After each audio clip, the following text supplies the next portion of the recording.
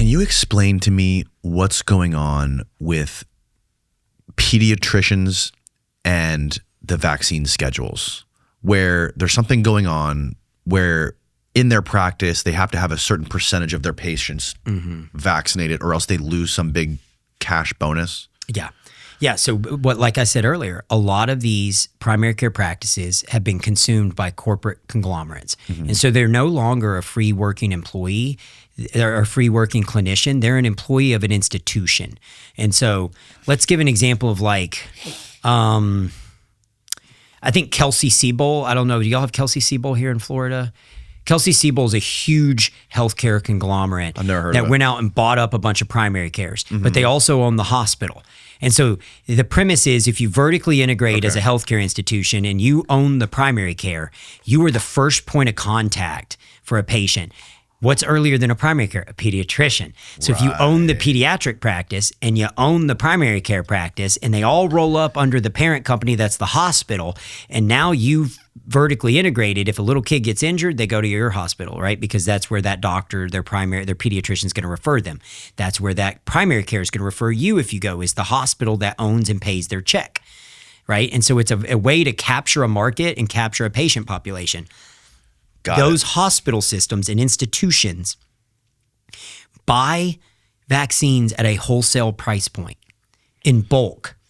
And so if I'm some huge hospital institution, I won't name names because I don't want to get sued. If I'm some huge hospital system and I'm going to buy $5 million in vaccines this year, and I know I can make it $10 million, it's a $5 million revenue stream, right? I build in compliance programs that incentivize my pediatricians to make sure that they have a certain compliance schedule. And so you bonus your employees for compliance. But indirectly, So what you're it's- really oh my bonusing them for God. is revenue, because they're generating revenue. And this is all going to come out because I'm helping several states sue these various institutions to uncover this. And we have the whistleblowers and all of this to prove it. And it's the same model I showed you earlier with the PBM. So it's a little bit different. Vaccines aren't typically controlled by the PBM because they're earlier in the stage of care and they're not a continual revenue source like a prescription drug. But the vaccines are purchased in bulk by hospital systems that are usually the ones administering this at birth. And so then your clinician is trying to keep you, whether it's the birth schedule or then you get to the pediatric practice, they want to make sure they keep you on schedule. And I'm not here to say, like, what I've learned with the pediatricians is they mean well, but they were born into this system where they are candidly, I don't know, they're just brainwashed. They're brainwashed to believe that this is real, that we need this. Oh my God, if we don't give this kid Hep B shot, like he's going to die or she's, no, they're not. Is your child abusing intravenous drugs or having sex the day they're born? If both parents don't have Hep B and the child's not going to be exposed to dirty needles or sexual intercourse, why are we giving them a Hep B vaccine? And it's the plethora of all those vaccines combined. There are, regardless of what you're told, there are always risks, rewards for every medication on the market. And then you take it and you put it in the tiniest of humans when they're at the highest risk, when they're the most susceptible, and you bombard their immune system with a huge amount of foreign substances, including metal contaminants, aluminum, all sorts of things that are in these vaccines, even at the most stringent levels. There's still contaminants and aluminum-based products in these injections, and all of that leads to an immune response, an inflammatory response, issues with their absorption rate of certain vitamins that are important in brain development. And that's partially why this administration is questioning, is there a correlation or causation with autism? And it's to be determined. And we're going to see as more and more data comes out. Well, it's crazy. It's interesting you've used the term brainwashed to describe some of the people that were born into this system, like good. They could be, good people who mean well. But when I question this stuff because I have kids and I bring them in to get their checkups, and the pediatricians are constantly like, how many are we getting the shots today? Are we getting the shots today? And they know when I walk in that they're not getting shots, but they keep pestering me about it. And when I have to try to explain to them why, they look at me like I'm the brainwashed one.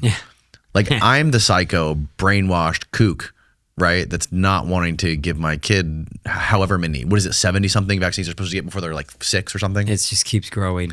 So over 70 vaccines are on the schedule. And even when my latest daughter was born, they were like looking at me like I had 3 heads because I was opting out of this hepatitis B vaccine. And then a month later, it comes out, thanks to Bobby Kennedy, the CDC no longer recommends the hepatitis B vaccine. But I'm sure there's like hospitals, like you were explaining, those vertically integrated healthcare corporations that have the hospitals and the healthcare clinics and the pediatricians under their wing, that if your baby is born in their hospital, they're still going to probably push all that stuff on you, right? They're not 100%. And it's even the same with the flu shot. It's just the flu shot is vertically integrated at every hospital system too. And every rep that goes into that hospital system is told, hey, you're not allowed to come in here unless you get the flu shot. We're giving flu shots downstairs if you want to go get one. So even like I've seen a lot of positive things go through the FDA recently through Bobby Kennedy, like not recommending these Hep B vaccines. Is there, when it comes to the incentive, like that top-down incentive for the providers to get all of those vaccines used up by their patients, is there any effect to that system at all? Like, is there going to be any sort of like pushback against that to where they're not going to be legally allowed to do that? Not that I'm aware of. I think the main thing is and this is where people get fanatical about this. Yeah. Your insurance and this entire system will still allow you to get the vaccines. If that is your choice for your child and you want them to have every single vaccine that used to be on the schedule, you're still allowed to do that. Right. Nobody's stopping you from doing that. What they did was build a safety net that allows the people who don't believe in this model, who question this model, especially after what we saw with the mRNA vaccines in COVID, like, do we trust this system and do I want to put this little child through this? Sure. Or am I skeptical on things like the Hep B vaccine? Like, I don't think anyone's arguing that there's not tremendous value in vaccines. But when you give the keys to the castle over to industry and you turn a blind eye, you will see time and time and time again that ultimate power comes ultimate corruption. You cannot allow these people to operate without checks and balances. I say you have to keep honest people honest. Right. Well, like, will they? Because right now, if we don't continue the vaccine schedule with our kids, they can kick us out. Right? They don't have to see us anymore. Yeah. I know the state of Texas is actually, and I don't know if other states are going to follow suit. The state of Texas is attempting to make that illegal. That should be illegal. At the state level. Yeah. That 100% should be because they illegal. do not want to allow clinicians to ban a child from a practice to force that child to get vaccinated, because in reality, there is a financial incentive for that institution. Right. And I'm not saying that that's what the pediatrician's driving factor is. My experience with pediatricians is they were born and raised in that system, and they are blind believers in academia. And when you talk, it's the same thing you and I talked about with pyramids, with anything like the academics struggle to break that dogma.